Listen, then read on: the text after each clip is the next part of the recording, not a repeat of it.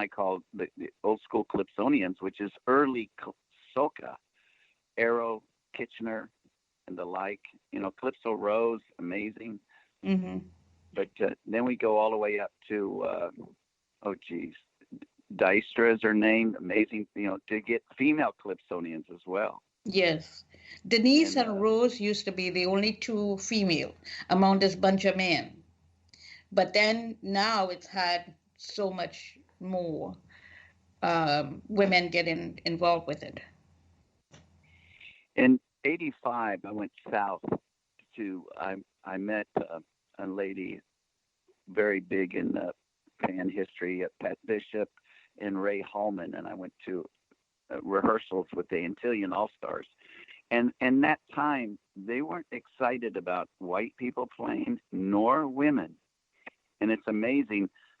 My last trip to Trinidad, I heard an all-girl steel band Oh yeah. playing side by side with Byron Lee in Port Yes. of Spain, rocking the place. I Yes. mean, and th- there's so many little nuances of the history. It's an incredible and fascinating history. Yes. And Now, it just, where were you born? oh, I was born in San Francisco.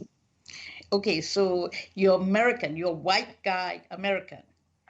Yes, So, like you said, you think you might have been a Trinidadian in your former life. I got a hold of an old census in the '80s or '70s, and it told me before I arrived that it was 90% black. Yeah. I said, well, that makes sense. But when I arrived, it's they included the Indian culture as part of the black census. Right. And if you go there, it is 80% Indian, not necessarily African descent.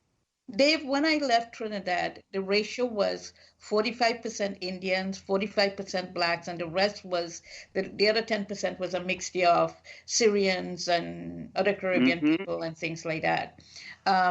Now it's actually have changed. You walk in Trinidad and you can't tell who's black, meaning African, or who's Uh-huh. Indian because they may have names like you will hear Singh, which is technically an Indian name, but when you look at the person, they look African. That's how Yes. integrated they have become now. So we really are seeing a brand new population that is a true Trinidadian population. Uh, you mentioned the Syrians. I left them out. And that was noticeable. But the mixture of the races is, Yes. I mean, is there a lady more beautiful than Vanessa Williams? I don't think so. And who was Miss World? And one of the most famous musicians of all times in Jamaica is Byron Lee, another uh, Asian name. It's impossible to. You can't tell what somebody's going to look like based upon their name. Right. Well, now you can't, at least. Now you can't. Long ago, when I was in Trinidad, if you heard an Indian name, you expected an Indian to show up. Now, this is another thing that was really, really interesting. And we only have a few more minutes, but um, some of the Indians were actually darker than the blacks because, of course, you had Yeah. the integration of the slave owners and the slaves, where you had these kids who were mulattoes per se. But yet, because of the type of hair they had, they were considered a no. So if a female Indian went with a black African guy, she was literally ostracized from her family. And even the Indian guys, they didn't want to have anything to do with her after that.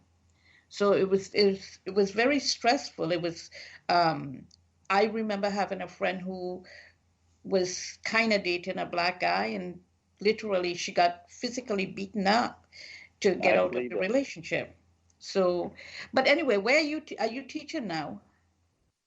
Uh, I taught public education with PAN for 35 years, and then I taught another 8 years only PAN for private schools after that. And I do have students. I don't charge for my lessons.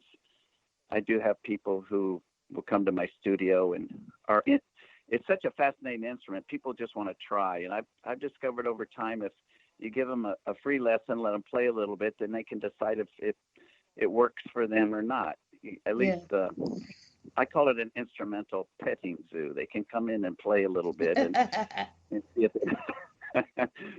I wanted to say something about people, though, humans, and that this is a lesson that is easy to learn in Trinidad. It's definitely shameful in human history how humans have treated one another and think about one another. But places like particularly the Caribbean and Trinidad, where people learn to tolerate one another much more and sooner. The emancipation of the slaves in the islands was an immediate freedom for them, not so much in U.S. And there's much to be learned from the Caribbean, and I think now people have become far more tolerant of one another than they used to, and I like to think that the Caribbean had a hand in bringing that about. That's good. One more thing, you play now, right? Because I know I can go to O'Leary's and see you. Yeah. They have different places that you play? Yes, I played all over town, but my only steady gig at the moment, and I'm not a spring chicken anymore, and I have a comfortable retirement, so it's not for the money at all. I play twice a week at O'Leary's, usually Tuesdays and Sundays, and they've been very nice to me, and I enjoy playing there, and I'm always meeting new people like Toddy. Yeah, yeah, and you have all these little things that people could come and practice on, the maracas and the we call them shack. Yes, and I don't know. I do that for the little kids. I guess it's a Oh, for the teacher big in me. kids too. Yeah, well, there are truly big kids at that place. Yes. Yes. Well, my dad, the only instrument he could play was the shack. He was really, really good at that. They would have parang. Have you ever been there for parang in Trinidad? Okay, so the parang was the Spanish kind of thing. They would go around to people's houses at Christmas time, and then they Sing. would have different music stuff. Like they would sing, and then you would have to buy alcohol, and you would feed them, and then they'll move to Yeah. the next house and the next house. And sometimes by the end of that time, somebody is falling asleep at somebody's house, and when they wake up, they'll catch up with the next guy with the band wherever it was. It was Yeah. wonderful, but And that doesn't happen there's anymore. another mixture. There's another mixture in parang music with a Venezuelan influence where they play the cuatro, Yes, wait, and yes, that's and what they I grew move up from with. house to house. Yes. That's what I grew up with, the cuatro. We didn't have like guitars, we had cuatros. And we had Right. people who would just play it, and they weren't formally educated or anything like that in music, but they'd play it. Anyway, we have a couple minutes now. We have to finish. So I thank you. Can you give a method that people can reach you in case they need to reach you? The best place is Cap Dave, as in captain, but the abbreviation capdavepanman.com. Okay. And More info than you care to know. all right, cool. Okay, well, we will have a little bit of your bio up when we post your podcast on there so that people can find you. So thank you again for joining us, and thank you for joining us on My, Jadu Lifestyle. We my pleasure. God bless. Okay, All right. bye. Bye bye.